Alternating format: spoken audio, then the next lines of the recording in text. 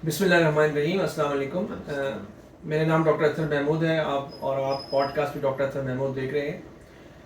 हमारा आज का टॉपिक हमेशा की तरह एक इंतहाई कॉमन टॉपिक है, लेकिन एक ऐसी बीमारी है जो कि यूजली लोग एक्सेप्ट करने से इनकारी हैं। जैसे लोग शुगर के बारे में जैसे लोग जानते हैं, ब्लड प्रेशर के बारे में जानते हैं, हाई कोलेस्ट्रॉल के बारे में जानते हैं, और दूसरी जो मेजर बीमारियां हैं जिसके नाम लोगों को आते हैं उनके बारे में जानते हैं।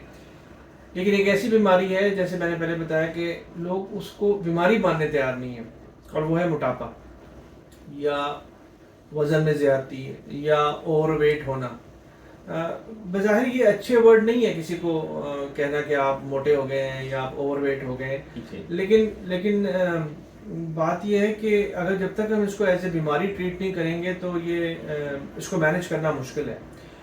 19वीं सदी तक जो है ना, जो दुनिया है ना, वो कोप करती रही अंडर न्यूट्रिशन के साथ। लोगों को खाने को नहीं होता था, पॉपुलेशन इतनी बड़ी नहीं थी, लेकिन फिर भी खाना पीना इतना अवेलेबल नहीं था। और साथ ही साथ जो अगर खाना था उसमें विटामिन डेफिशिएंसी, जैसे पेलाग्रा और स्कर्वी के नाम आपने सुना होगा, और इन्फेक्शियस डिजीज थी, जो मौजी बीमारियां थी, लोग उसी से कोप कर रहे थे।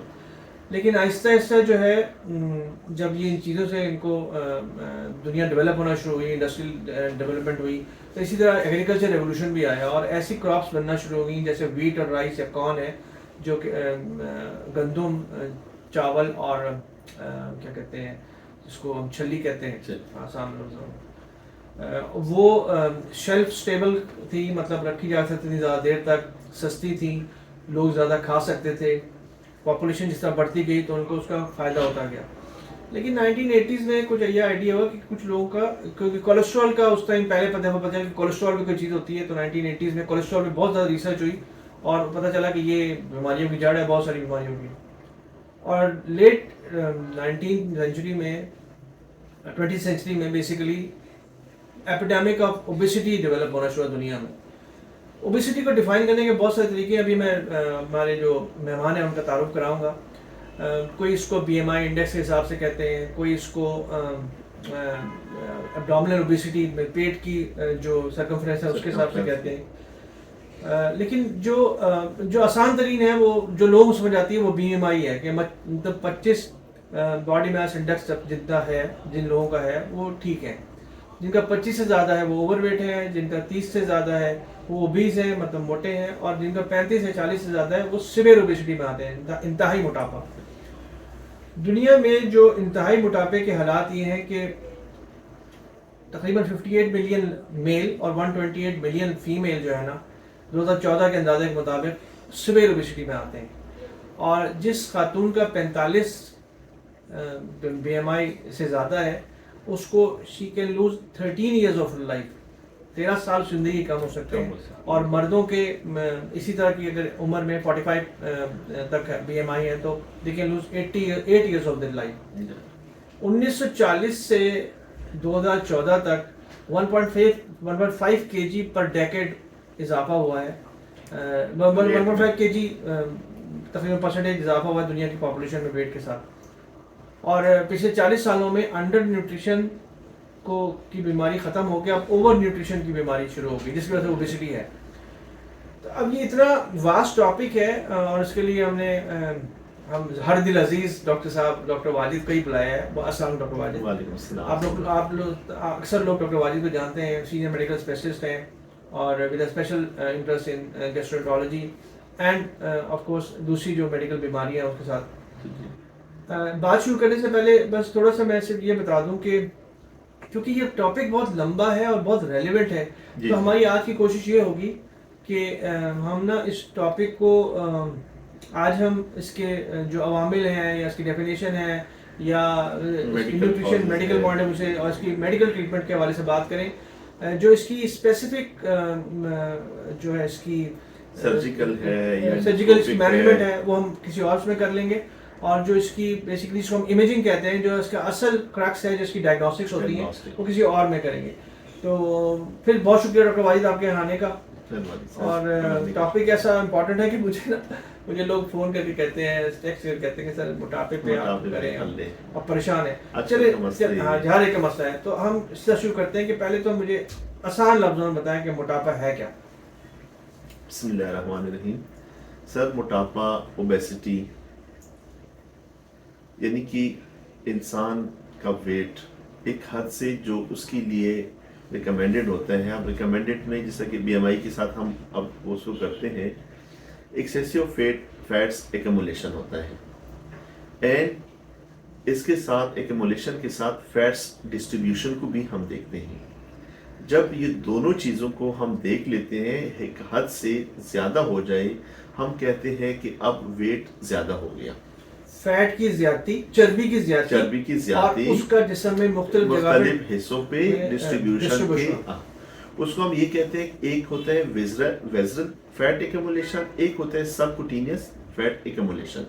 यानी कि यही चर्बी हमारे जिगर पे भी आती है, हमारे दिल पे भी आ सकती है, और यही चर्बी हमारे पेट में भी जमा हो सकती है, हमारी थाइज में भी हो सकती है जमा, और हमारे जिस्म की अपर बॉडी पार्ट्स में भी जमा हो सकती है।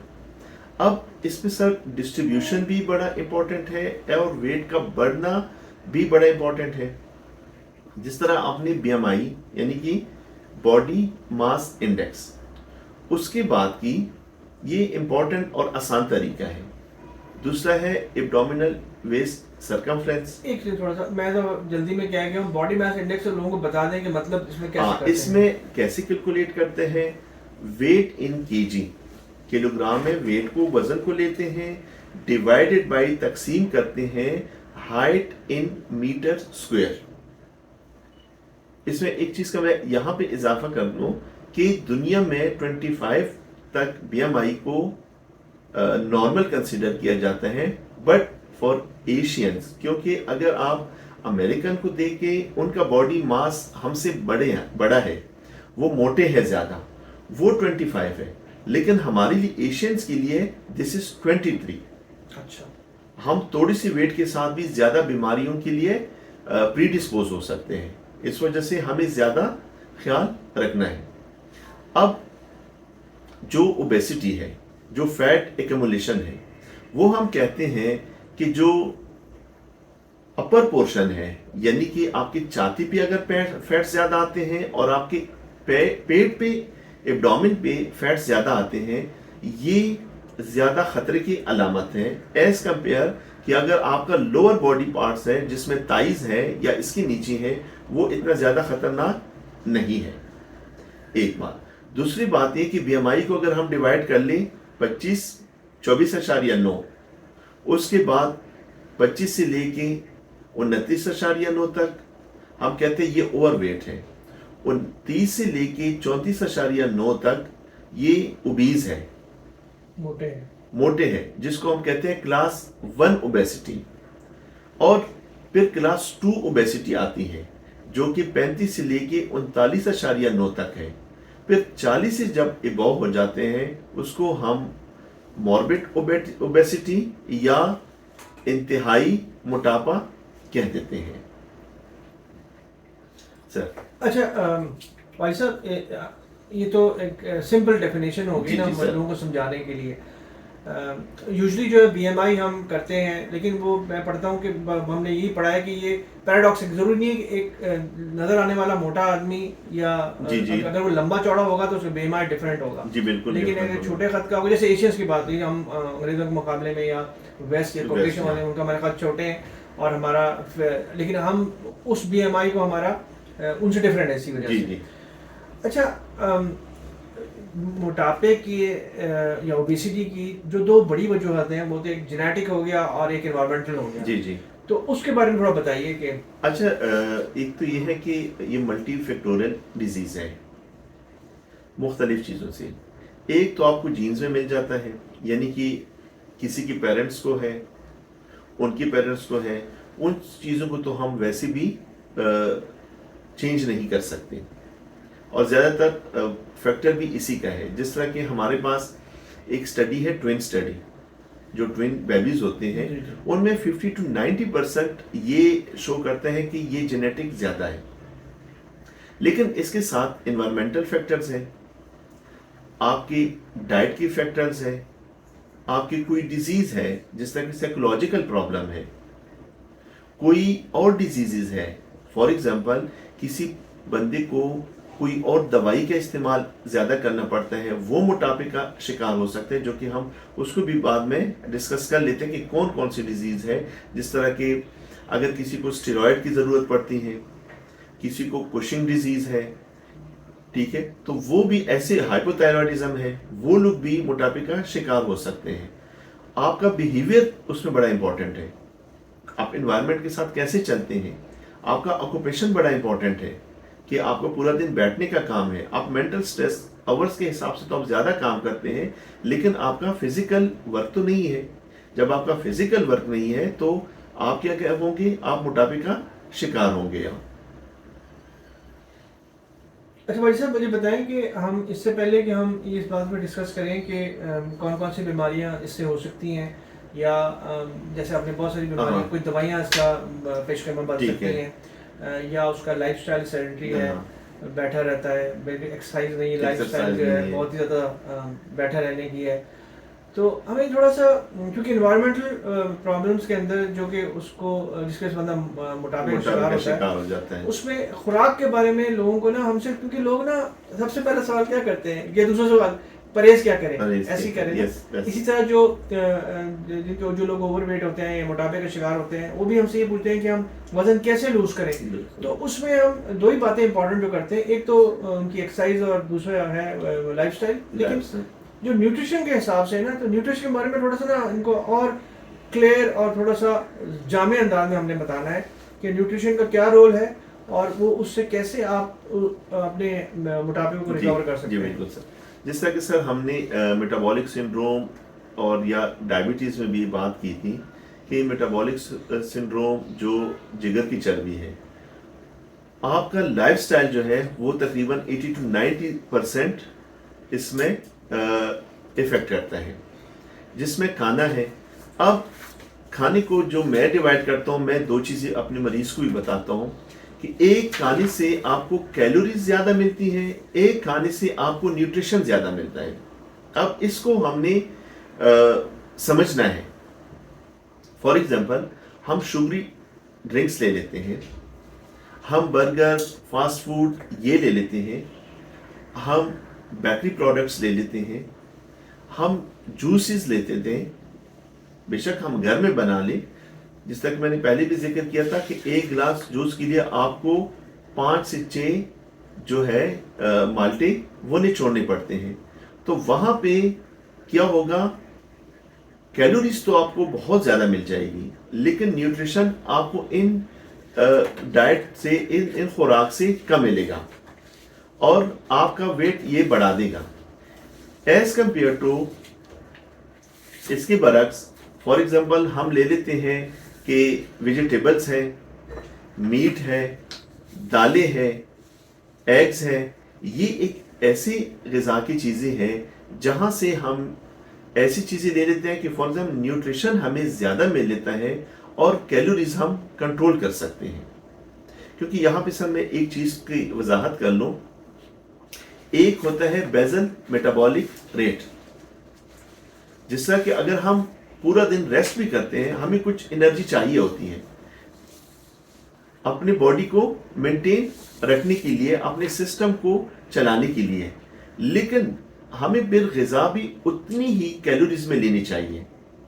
अगर हम उससे ज़्यादा ग़िज़ा ले लेते हैं और उसमें हम फिर उसी ग़िज़ा को, उसी डाइट को प्रेफरेंस दे देते हैं जहाँ पे कैलोरीज बहुत ज़्यादा है लेकिन न्यूट्रिशन कम है, तो वो हमें मोटापे का शिकार करवा देते हैं।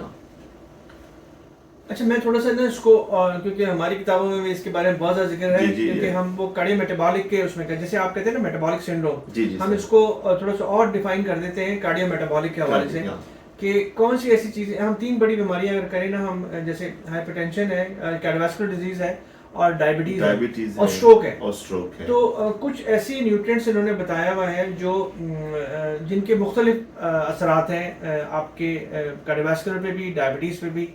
तो अगर हम फ्रूट्स से शुरू करें ना, जैसे फ्रूट एंड वेजिटेबल्स को तो खैर बहुत प्रमोट किया जाता है। अच्छा, उसमें दालें और जो जिनको हम लेग्यूम्स कहते हैं और बीन्स, इनका इफेक्ट अच्छा है, लेकिन उस मतलब इतना ज़्यादा नहीं है जितना फ्रूट एंड वेजिटेबल का है, उससे कम है, उससे कम है। और इसी तरह क्योंकि यहाँ से भी हम कैलोरी ज्यादा आती है। जी कैलोरी आती है। जब पोल्ट्री की बात है, पोल्ट्री में बड़ी कंट्रोवर्सी है क्योंकि यहाँ हर आदमी जो है ना पोल्ट्री के पीछे लगा हुआ है, लेकिन मुझे याद है कि 1980s में जब ये ब्रॉयलर वगैरह आना शुरू हुआ तो लोगों का न्यूट्रिशन स्टेटस बेहतर हो गया। पोल्ट्री के बारे में ये कहते हैं कि आप पोल्ट्री का रिस्क कम से कम रेड मीट से कम है, काफी कम है। और रेड मीट का ये है कि देखिए रेड मीट जो है ना, जो इंडिकेटेड है ना, वो ये है कि 2 से 3 सर्विंग पर वीक नहीं खानी चाहिए। Exactly, इसी तरह अंडों के बारे में है कि 2 से 3 मतलब 2 से 3 अंडे जो है ना पर वीक, ये किताबों में लिखा है, हम अपनी तरह से बातें नहीं कर रहे जैसे लोग बैठ के ना बातें करते हैं, ये ऐसा नहीं है, ये किताबों में गाइडलाइंस में लिखा हुआ है 2 से 3 अंडे। और स्पेशली जो उसमें डायबिटिक है तो उनको अंडा बहुत ज़्यादा नहीं खाना चाहिए, जो लिखा हुआ है।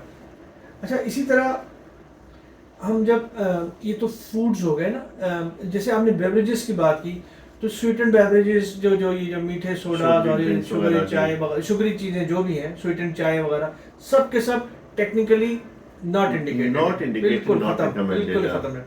अच्छा, चाय और कॉफी का भी रहता है थोड़ा सा, कहते हैं कि चाय ज्यादा बेहतर है कार्डियोमेटाबॉलिक के हवाले, मतलब दिल और मेटाबॉलिक के हवाले से, और कॉफी जरा प्लस माइनस है। बातें तो बहुत करते हैं, उसमें बताते हैं कि जी इतने कप पियेंगे तो रिस्क कम हो जाता है, लेकिन कार्डियोमेटाबॉलिक के हवाले से टी बेहतर है।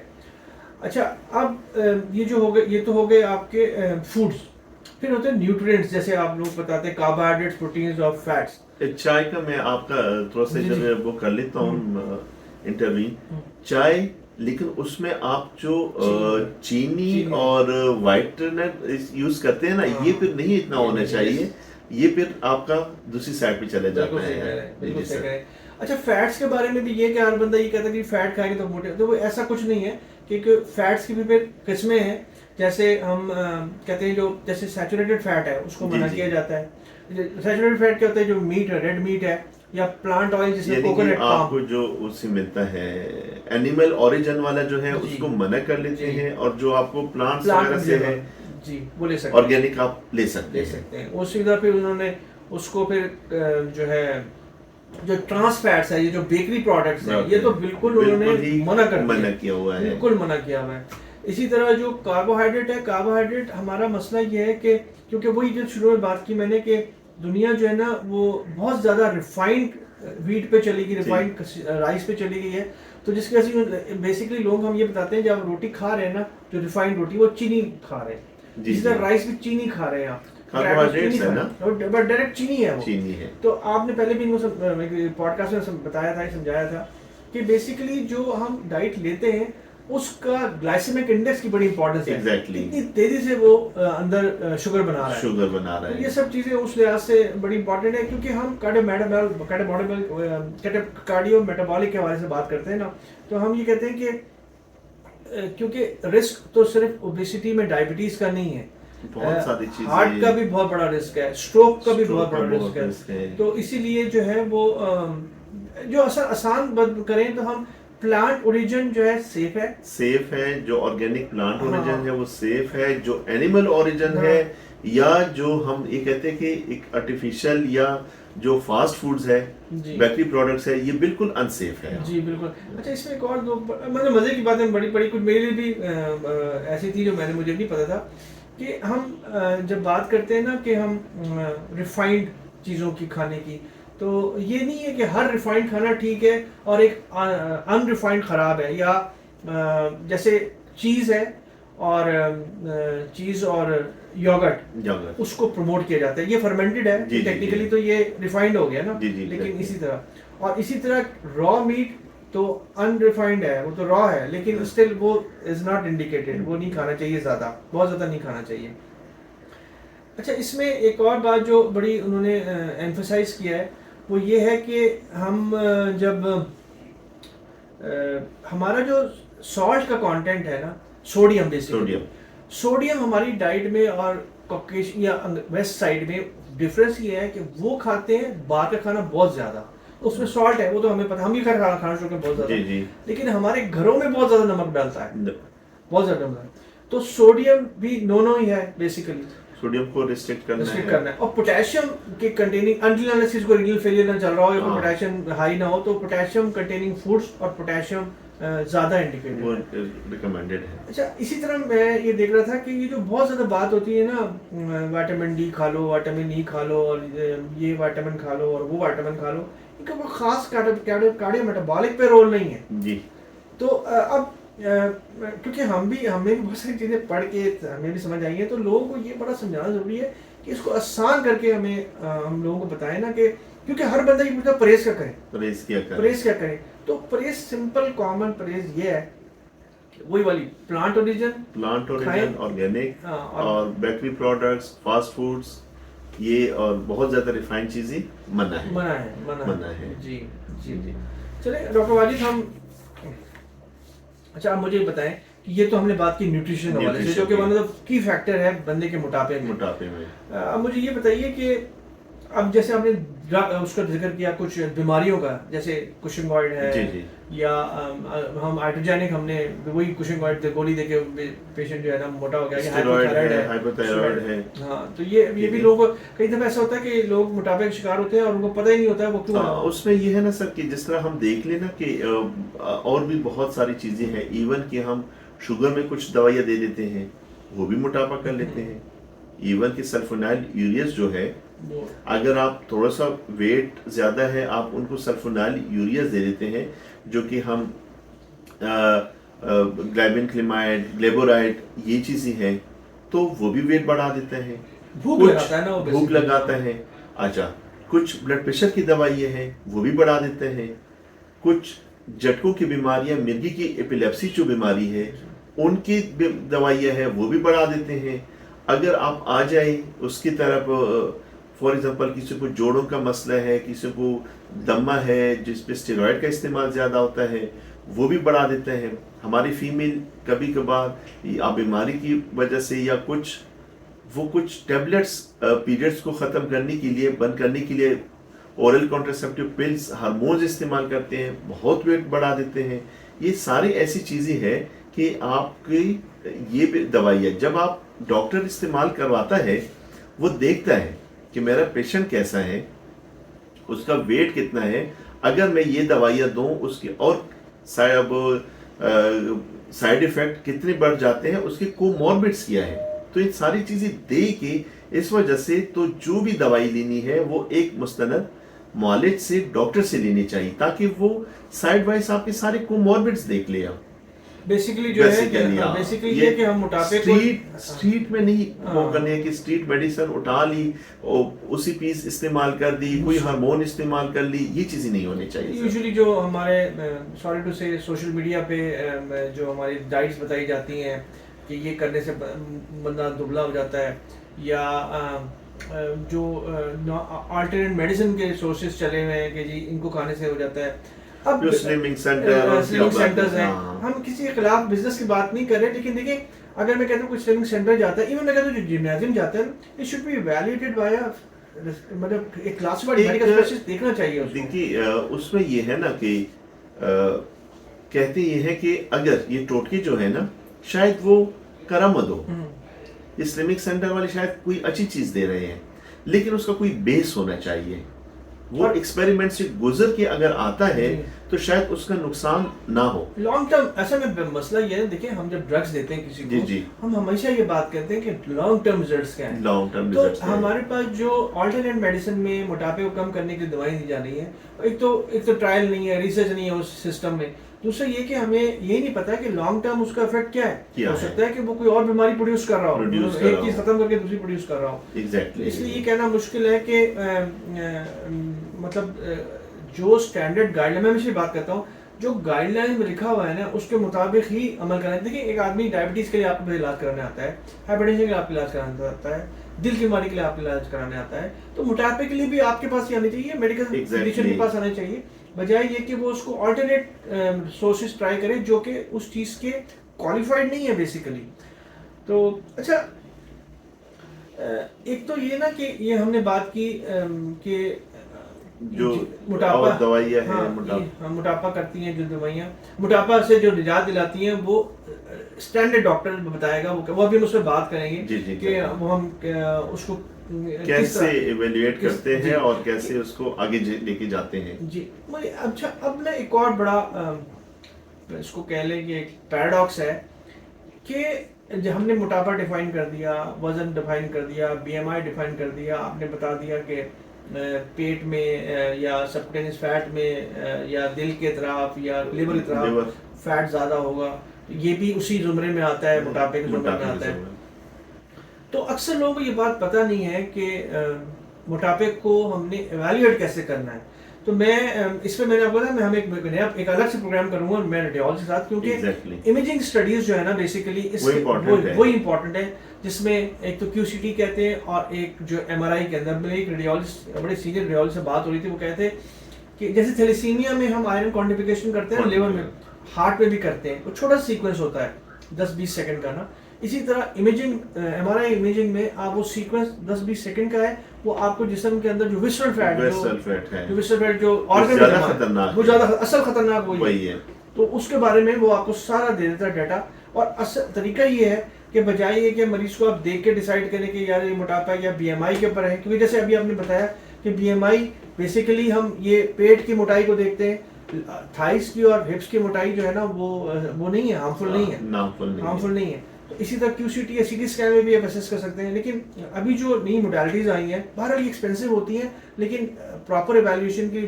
उस जगह पे जहाँ पे मरीज मेजर ओबेसिटी में आता है या सीवियर ओबेसिटी में आता है, तो उसको ऐसे देखना पड़ता है। अच्छा, खुराक हो गई, वो बीमारियां जो मोटापा करती हैं उनको समझना, वो पता चल गया। हमें ये पता चल गया कि हमें इसको मोटापे को पता कैसे चलेगा, स्टडीज कौन सी होती हैं, इमेजिंग में CT स्कैन और MRI होता है। अब मुझे ये बताया कि अब हमने उसको ट्रीट करना है ना, तो सबसे पहले तो वही शुरू वाली बात जो हर बार पर हम करते हैं, लाइफस्टाइल मॉडिफिकेशन। देखिए, ट्रीटमेंट को सर हम 3 में डिवाइड करते हैं, ग्रॉसली एंड ब्रॉडली। एक हम लाइफस्टाइल में, जहाँ पे एक्सरसाइज और आपका खाना और बिहेवियर आता है, ठीक है, और उसके साथ डाइट, और दूसरा हम सर्जिकल ट्रीटमेंट, तीसरा हम एंडोस्कोपिक या डिवाइस ट्रीटमेंट। हम ये 2 को नहीं आज डिस्कस कर सकते हैं क्योंकि वो बहुत बड़ा लंबा टॉपिक बन जाएगा। हम ये कहते हैं कि हम लाइफस्टाइल और डाइटरी ट्रीटमेंट को और साथ मेडिकल ट्रीटमेंट को वो डिस्कस कर लेते हैं, ठीक। उसमें अगर मैं ये बता दूं कि डाइट को तो हमने डिस्कस कर दिया, अगर मैं यहाँ पे चले जाऊं कि हमने ट्रीटमेंट किन मरीजों का करना है, जहां हम ड्रग को इन्वॉल्व कर लेते हैं, उसमें यह है कि अगेन हमने BMI और कोमॉर्बिड्स देखने हैं। अगर किसी का BMI 30 से ज्यादा है या वो मॉर्बिड ओबेसिटी का शिकार है, उनको आप diet, lifestyle, exercise along with medicine treat कर लेंगे। लेकिन अगर किसी की कोमॉर्बिड ज्यादा है, for example already patient diabetic है, ऑलरेडी पेशेंट को कार्डिक डिजीज है, ऑलरेडी पेशेंट को इवन ऑस्टियोआर्थराइटिस डेवलप हो गया, जो मैं बता दूंगा कि और कौन कौन सी बीमारियां इससे हो जाती हैं, कहाँ में मुश्किल पेश आ सकती है, तो उनको भी आपको मेडिकल ट्रीटमेंट स्टार्ट करना चाहिए। अब सर, मेडिकल ट्रीटमेंट जो FDA अप्रूव्ड ड्रग्स है 4, 5, 6 है। अच्छा, इसमें थोड़ा सा मैं ऐड कर दूं कि देखिए, जो मॉर्बिड ओबेसिटी या सिवियर ओबेसिटी जो है ना, वो तो एक ऐसा मरीज होता है जो ऑब्वियसली एक्सरसाइज तो कर नहीं सकता। घुटने मेरे पास आते हैं मरीज, आपके पास भी आते होंगे, जी हम चलना शुरू करें तो वो घुटनों पे दर्द आ जाता है। जी एग्जैक्टली। तो और वैसे भी जो लिखा हुआ है वो यही है कि जब ओबेसिटी हो जाती है तो एक्सरसाइज का मॉडेस्ट इफेक्ट है।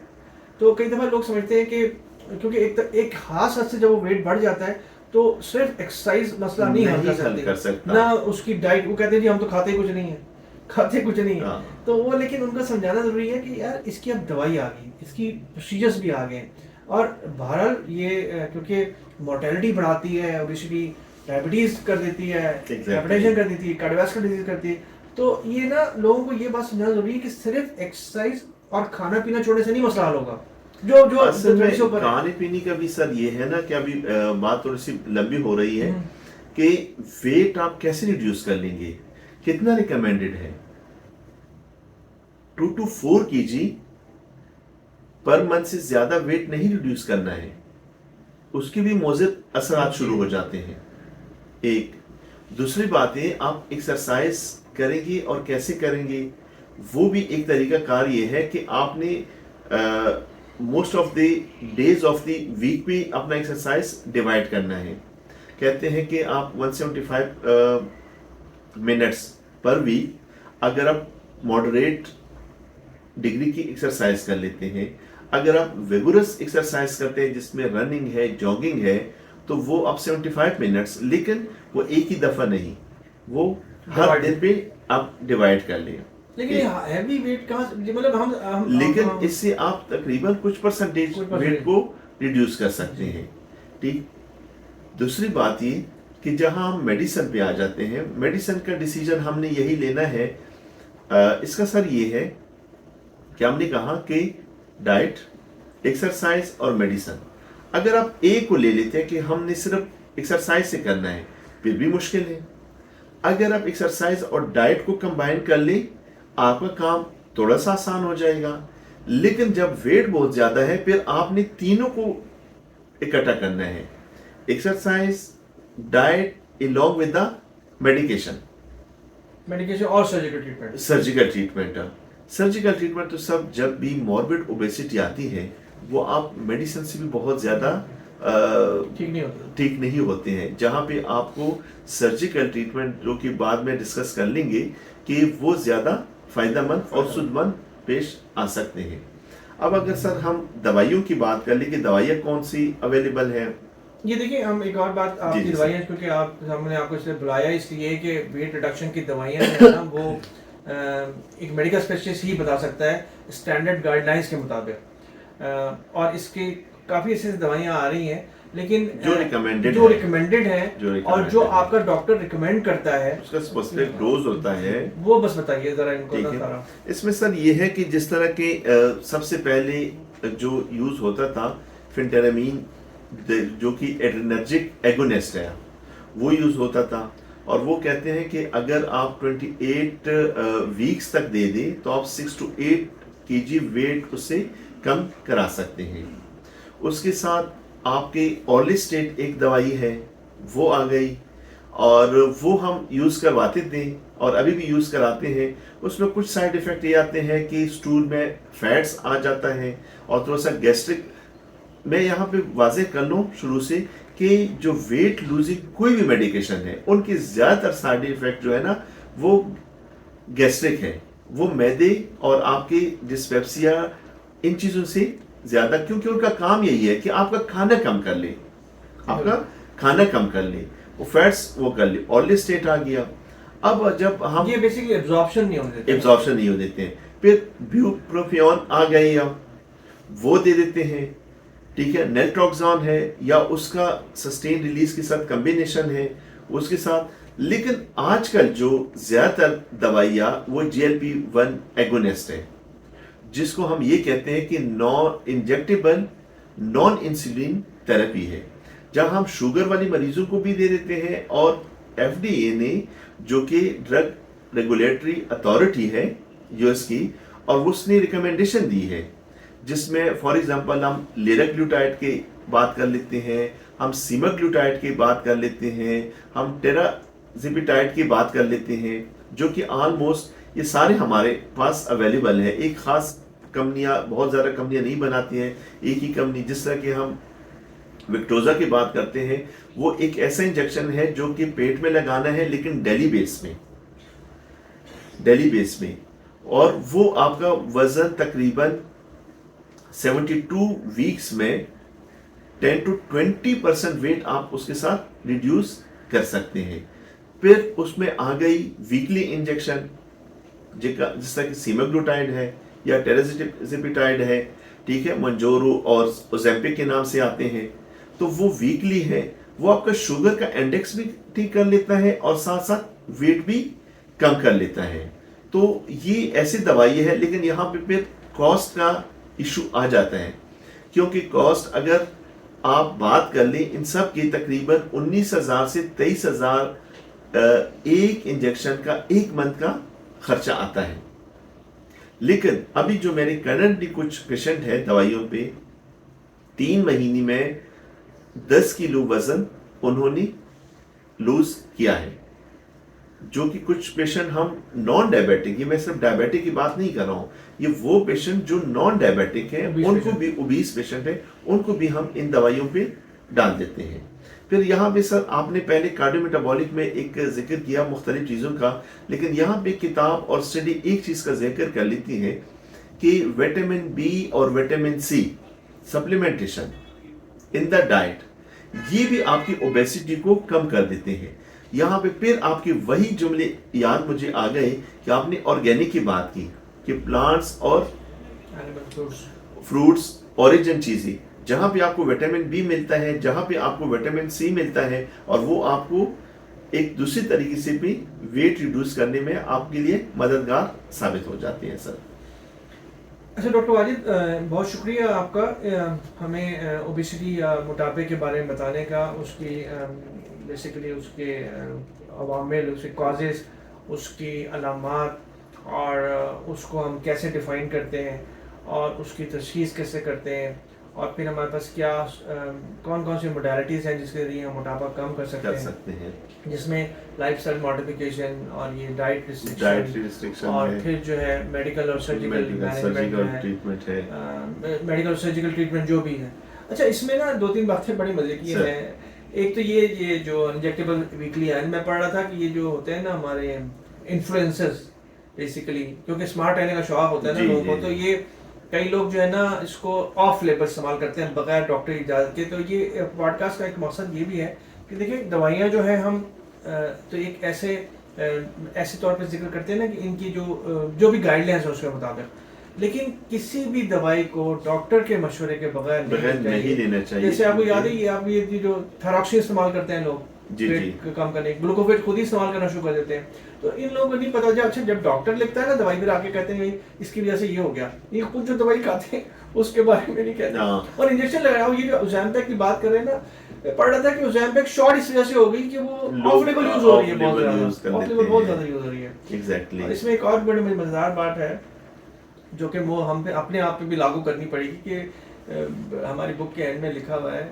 अच्छा, बड़ा मज़ेदार बात है, कार्डियोवास्कुलर की बुक के अंदर मोटापे के बारे में बड़ा अच्छा चैप्टर है जो मैंने पहले कभी नहीं पढ़ा क्योंकि हम तो पढ़ते कि क्योंकि मोटापा बहरहाल उसके बहुत सारे अवामिल है और बहुत सारे उसके मैनेजमेंट के तरीके हैं कि ना डॉक्टर को अपनी वेस्ट लाइन का भी ख्याल रखना चाहिए। क्योंकि मरीज जब आएगा ना, अगर डॉक्टर ओवरवेट होगा, ओबीज होगा, या उनको लगेगा कि यार ये तो खुद तो कुछ करता ही नहीं, एक्सरसाइज करता नहीं है, हमें बताता रहता है। ये इस तरह का है कि क्योंकि आप तो खैर मेडिसिन में ज़्यादा देखते होंगे मोटापा, हम भी देखते हैं लेकिन इतना शायद नहीं देखते, लेकिन हम मेरी और आपकी अपनी लाइफस्टाइल की भी बड़ी इंपॉर्टेंस है डॉक्टरों की ना। तो और भी खास बात बताएं तो सर इसमें ये है कि मैं तो ये बात 2-3 बातें, एक तो मोटापा एक बीमारी है लेकिन मोटापा कोई गुनाह नहीं है। हाँ, स्टिग्मा नहीं है, लोग स्टिग्मा नहीं है क्योंकि आपका जीन्स इन्वॉल्व है, आपका एनवायरनमेंट इन्वॉल्व है। अगर आप जल्दी से किसी से मशवरा ले लें तो शायद आप अपनी बहुत सारी बीमारियों को बचा सके, जिसमें यह है कि सर्जिकल वुंड हीलिंग है, सर्जियाँ करनी है, और फीमेल में बांझपन का होना है और उनमें एक्स्ट्रा बाल आने हैं, ये सारी चीजें। इवन आपकी उम्र कम हो जाती है, जैसा कि आपने दिया आपका जो है अल्जाइमर डिजीज जो है ना, और आप जल्दी भूलना शुरू कर देते हैं जब आपका फैट ज्यादा हो जाते हैं। तो इन सब चीजों से बचाने के लिए किसी मुस्तनद डॉक्टर से मशवरा करना चाहिए ताकि वो आपकी मोटापे को डिवाइड कर ले और आइडेंटिफाई कर ले कॉजेस कि कौन कौन से अवामिल उसमें इन्वॉल्व है, और कैसे, जिस तरह कि हमने एक चीज़ का जिक्र करना है कि जैसे कि लिपिड्स के टेस्ट करवाने हैं, शुगर किसके साथ टेस्ट कराने हैं, कोलेस्ट्रोल की, यूरिक एसिड की, ये टेस्ट करवाने चाहिए, ELT कराना, अल्ट्रासाउंड कराना, तो ये करवा ले, शायद आप जल्दी से जल्दी अपने आप को कंट्रोल कर ले और बाकी बीमारियों से अपने आप को बचा ले। बहुत शुक्रिया डॉक्टर वाजिद। हमने आज जितनी भी बातें की उस मैंने शुरू में बताया था, क्योंकि टॉपिक बहुत लंबा है। इसमें जो डायग्नोस्टिक, जैसे मैंने इमेजिंग की बात की, इमेजिंग के लिए हम किसी रेडियोलॉजिस्ट से बात करेंगे क्योंकि लोगों को ज़्यादातर नहीं पता है MRI और CT का जो फ़ायदा है, बल्कि मुझे कोई बता रहा था कि हम लिवर को जो हम करते हैं अल्ट्रासाउंड के थ्रू ग्रेड 1 जो हेपेटिक का करते हैं फैटी लिवर के लिए, उससे भी बेहतर वही है कि आप MRI करके देख लें। और इसी तरह बैरियाटिक सर्जरी पे हम बात करेंगे इंशाल्लाह। हमारे बड़े अच्छे सीनियर सर्जन हैं बैरियाटिक सर्जन, और क्योंकि वो भी एक लंबा टॉपिक है और उसमें सारे प्रोज एंड कॉन्स बताए जाएंगे लोगों को। Is a very very good way out of this ये जो हमारा सिविल ओबेसिटी को मैनेज करने के लिए, और बड़े अच्छे हैंड्स हैं अभी तो, बड़ा अच्छा ही काम कर रहे हैं जो बैरियाटिक के हवाले से। तो बहुत शुक्रिया डॉक्टर वाजिद टाइम निकालने का। आपका टाइम जो है ना वो कीमती टाइम होता है लेकिन चले, अभी लोगों को ना बाहर से अंधेरा नजर आ रहा होगा, उनको आइडिया होगा कि हम रात को मतलब लोगों को हम कहते हैं कि मतलब 11 बजे आप ये प्रोग्राम कर रहे हैं कि हम लोग खुद इतने मसरूफ हैं। बट यस, मैं दूसरे अपने फिजिशियन दोस्तों को और बाईस उम्रों के लोगों को, आप तो छोटे हैं मुझसे, मतलब हमारी उम्रों के लोगों को कम से कम कहूँगा कि हम ना क्योंकि हम भी लोग बहुत मसरूफ लोग हैं ना, कि हमें भी we should take our time out, क्योंकि मरीज ना हमें भी देखता है कि हमारे औलिया कैसा है, हमारे कपड़े अगर टाइट है, हमें हमारा पेट निकला हुआ है ना, तो वो कहेगा यार एग्जैक्टली सर, हमें अपना ख्याल बहुत जरूरी है, हर एक को अपना ख्याल रखना बहुत जरूरी है। बहुत शुक्रिया, थैंक यू सर, ओके, अल्लाह हाफिज़।